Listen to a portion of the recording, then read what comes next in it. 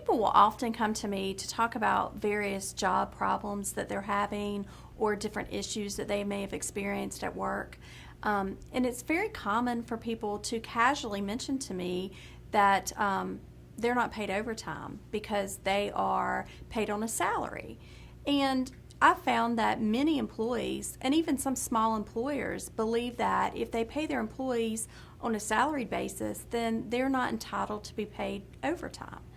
But in fact, most employees are entitled to be paid overtime regardless of whether or not they're paid on a salaried basis.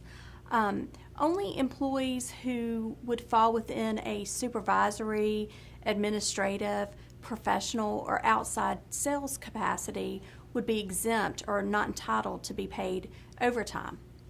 Under federal law, an employee who is not exempt or who is entitled to be paid overtime would receive time and a half of their normal salary. So their salary 1.5 times that per hour for each hour they work over 40 in a week.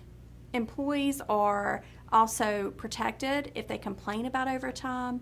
Employees can go to the Department of Labor and make a complaint about overtime violations that they think are occurring on the job, and if they do so, there's legal protection for those employees from being terminated or retaliated against in exchange for making that kind of complaint. You don't have to suffer in silence if you think that you're not being paid overtime, and it's really dependent on what your job requirements are. Your job title is not determinative. It's actually the duties that you have that determines whether or not you're exempt from overtime.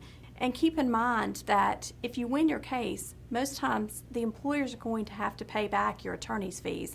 And so it's just really important that you go ahead and give us a call so we can see if you have rights to proceed.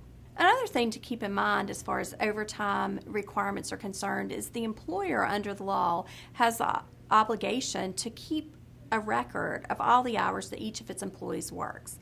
However, if you feel that you're not being paid correctly, I would encourage you as an employee to keep a daily record of the hours that you work, recorded on a calendar so that you know and can prove how many hours you're working and for which you have not received pay.